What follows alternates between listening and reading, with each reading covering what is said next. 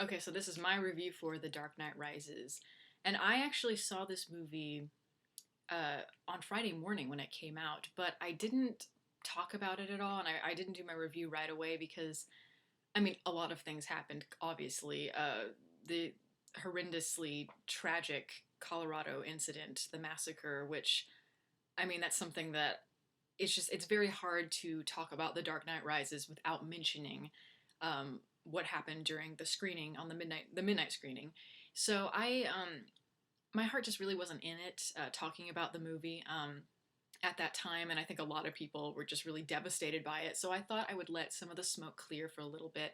But not only that, just the fact that I mean, there's a lot of cynicism going on, not only with that, but also just the fact that a lot of critics and people have received death threats and things like that for not liking this film, and it's really sad that that's what it's come to. What are the aggressive fans behind the Dark Knight are coming to? It's just really sad to me, and so I just kind of wanted to stay away just for a few days in order for that to kind of play itself out. But I'm ready to talk about it now, and I don't want anything to deter my opinions about it, such as what I just mentioned before. So I am going to talk about this, solely as a movie, solely what I think about it. I'm not going to try to talk about, media's effect on people and gun control and all that sort of stuff. So this is just going to be my opinion and completely unbiased what I thought of The Dark Knight Rises.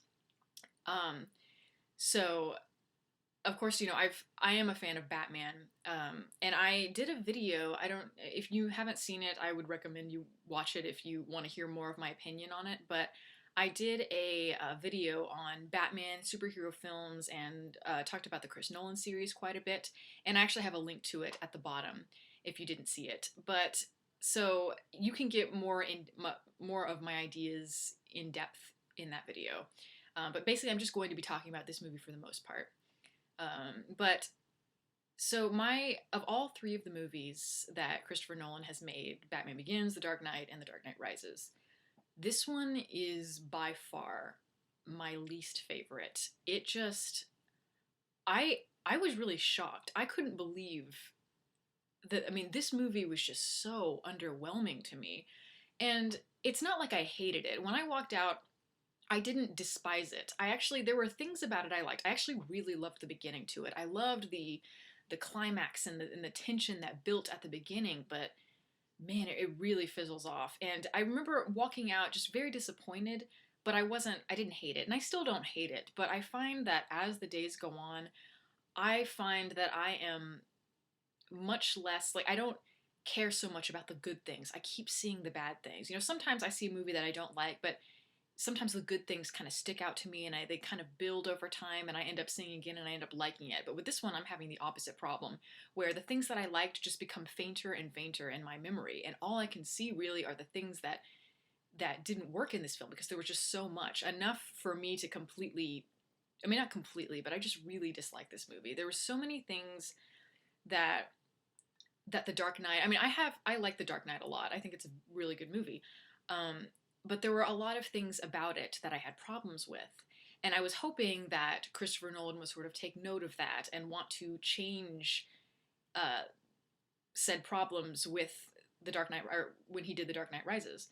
And again, it was the opposite problem. All those problems were magnified to such a huge extent in this movie. I mean, there's so many plot holes in this movie that if I were to talk about all of them, we'd be here all day.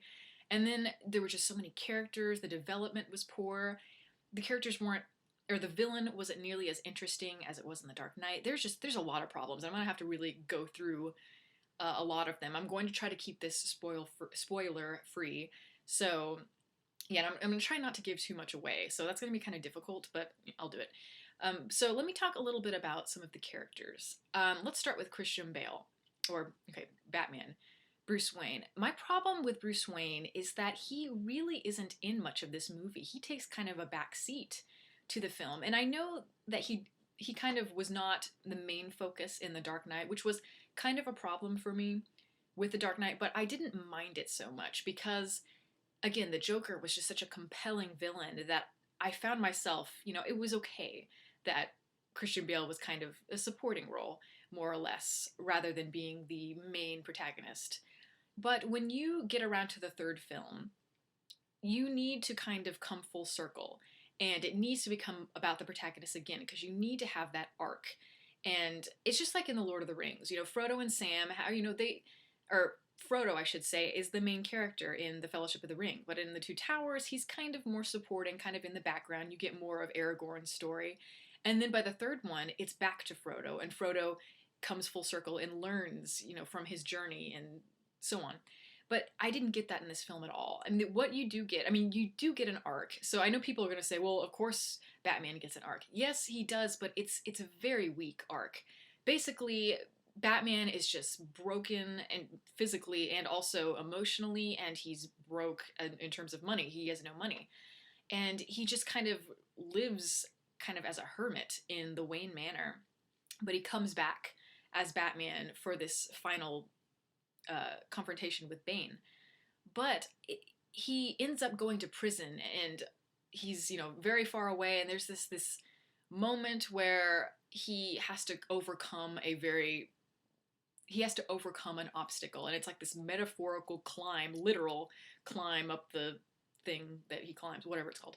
And then he's supposed to take this leap of faith, and he has the strength to keep going, and all the people are chanting rise. And it's just, I found that to be really something that I just didn't expect that from Chris Nolan. It was just very cheesy and very contrived, I felt. Whereas in The Dark Knight, a lot of the things that I saw in that film I kind of appreciated, because it was interesting. Things that, I mean, we've seen them before, but they were done in a very different way, and they were talked about in a different way that you weren't really expecting from a blockbuster film. So I really appreciated that. But this one, there are a lot of these very metaphorical leaps of, people sacrificing themselves, and all this overcoming angst, and it's basically hitting you over the head with it. So that really bothered me. And I just, by the point, whatever, I mean, I'm not going to give away anything, but at the end of it, Batman doesn't really, I mean, but whatever happens to him, I didn't care. I didn't care what happened to him at all. And so that's not a good thing when your protagonist just doesn't affect you at all. But not only him, I had a lot of other problems too. There were a lot of, again, I said there were good things about The Dark Knight Rises, and the good things are in the characters. You've got Blake, who's this officer played by Joseph Gordon-Levitt, and he's a very kind of genuine, earnest guy. He's a kind of blue collar. He is very moral, and he loves kind of protecting the citizens of Gotham. He has a moral obligation to do so, which is of course admirable. But I felt like I didn't see enough of him, because he obviously wants to do so much more, but he really can't in this film anyway. And I was interested in him, and I wanted to see his story kind of unfold, but you don't really get a chance because there's too many of them. And then there's the two female characters. You've got Catwoman, who is a wonderful villain for Batman. She's one of those very tempestuous characters. You don't know whether she's good or bad, and I love the wordplay between she and Bruce Wayne at the beginning. That was great. I really enjoyed that.